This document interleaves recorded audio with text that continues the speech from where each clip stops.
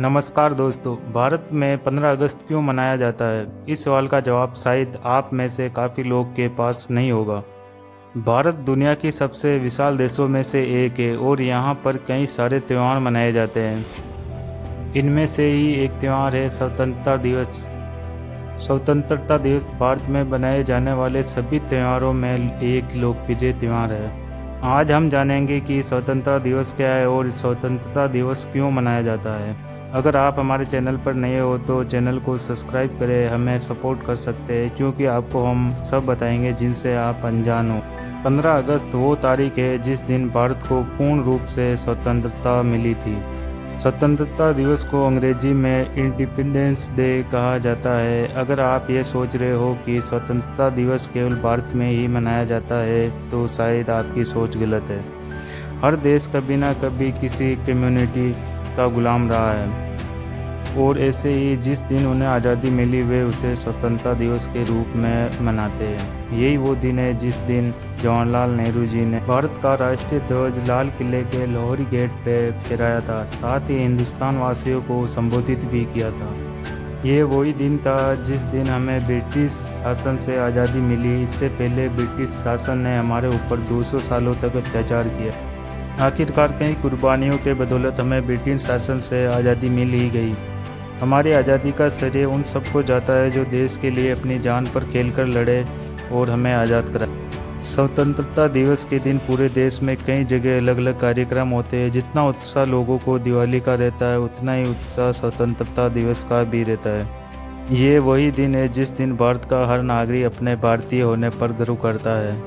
British शासन की राजनीति एक कूटनीति राजनीति थी और इसी वजह से वो कई देशों पर शासन करने में और उन्हें बुरी तरह लूटने में सफल रहा। दरअसल ईस्ट इंडिया कंपनी काफ़ी समय से भारत में व्यापार करने की सोच रही थी, लेकिन भारत में दुनिया की सबसे ताकतवर सल्तनत स्थापित थी।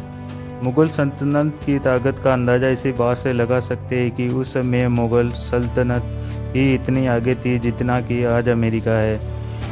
कहा जाता है कि मुग़ल सल्तनत के हाथ में दुनिया की 1/4 से भी अधिक ताकत थी, चाहे वह सैनिक बल में हो या आर्थिक स्थिति में। जंग ए चाइल्ड में जब केवल 309 सैनिकों की मदद से अंग्रेजों ने बादशाह औरंगजेब से टक्कर देने की सोची तो उन्हें धूम दबाकर भागना पड़ा, क्योंकि औरंगजेब का केवल एक वफादार 40,000 सैनिक लेकर उन्हें सबक सिखाने पहुंच गया।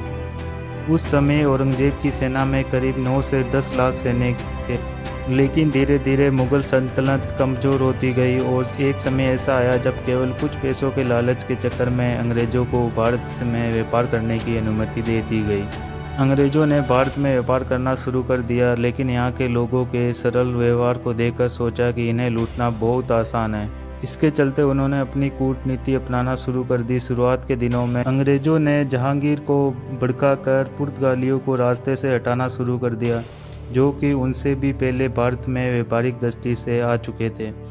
करीब 1615 से 1618 बीच में अंग्रेजी अधिकारी थॉमस रो ने मुग़ल शासक जहांगीर से व्यापार के लिए विशेष अधिकार प्राप्त कर लिए और जगह जगह अपने कारखाने शुरू कर दिए। ब्रिटिश शासन केवल अपना ही फ़ायदा देखता था और इसके चलते उन्होंने भारतीयों पर अत्याचार करना शुरू कर दिया। उनके बढ़ते अत्याचारों के कारण साल 1857 में उनके खिलाफ एक क्रांति हुई, लेकिन वे असफल हुई। करीब 90 सालों बाद क्रांतिकारियों की कुर्बानी के बदौलत हमें अत्याचारी ब्रिटिश शासन से आज़ादी मिल ही गई। अंग्रेज़ों से हमें पूर्ण रूप से आज़ादी 15 अगस्त 1947 को मिली थी। तब से लेकर अब तक हम इस दिन को स्वतंत्रता दिवस के नाम से जानते हैं। इसी वजह से हम 15 अगस्त के दिन स्वतंत्रता दिवस को मनाते हैं।